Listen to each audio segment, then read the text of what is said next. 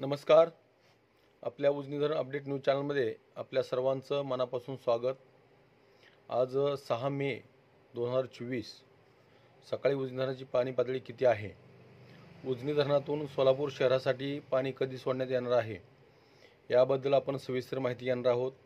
आतापर्यंत पाणीसाठा किती घटलेला आहे, टक्केवारीमध्ये किती घट झालेली आहे आणि पुढील काळामध्ये किती घट होईल याचा आपण सविस्तर आढावा घेणार आहोत.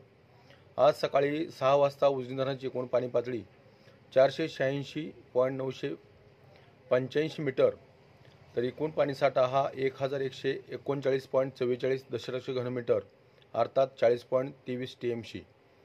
जरी 40.23 TMC पाणी दिसत असलं प्रत्यक्षात, परंतु प्रत्यक्षात पाणी एवढं नाही, कारण त्यामध्ये गाळ आणि वाळू याचं प्रमाण जास्त असल्यामुळं त्याचं 20 TMC जरी धरलं तर जवळपास 20 TMC पाणी सध्याला उजनी धरणामध्ये शिल्लक आहे. परंतु दिसताना आपल्याला 40.23 TMC एवढं दिसतंय. तर उपयुक्त साठा हा मायनसमध्ये -663.37 दशलक्ष घनमीटर अर्थात 23.42 TMC मायनसमध्ये साठा आहे हा. आणि टक्केवारी बघितली तर -43.72% एवढं उजनी धरण गेलेलं आहे. आणि बाष्पीभवनाचा वेग हा वरचेवर वाढत चालला आहे. आजपासून आणखी उष्णता वाढण्याचे संकेत हवामान खात्याने दिले असल्यामुळे आणखी बाष्पीभवन वाढण्याची शक्यता आहे. त्यामुळे उजनी धरणातील पाणी बाष्पीभवनाने बऱ्यापैकी कमी होईल असा अंदाज व्यक्त केला जातोय. तर सध्याला उजनी धरणातून भीमा नदीत जे पाणी सोडण्याची प्रक्रिया होती, आतापर्यंत आपण तुम्हाला सांगितलं होतं की 12 ते 15 मेच्या आसपास पाणी सुटेल. जोपर्यंत सोलापूर महानगरपालिकेचं पत्र येत नाही पाणी मागणीचं, तोपर्यंत उजनी धरणातून पाणी सुटण्याची शक्यता दुसरं होती.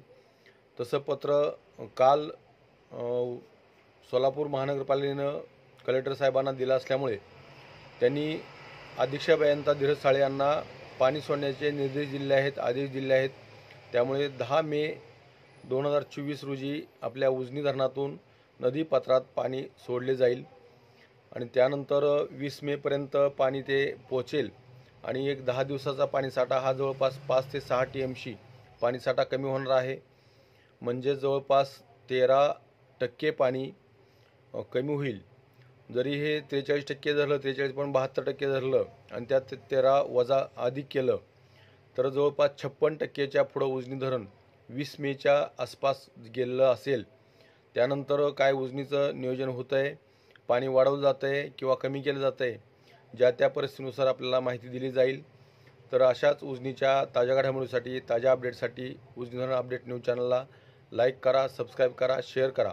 उजनी धरण अपडेटसाठी बेंबळेहून सिद्धेश्वर शिंदे. धन्यवाद.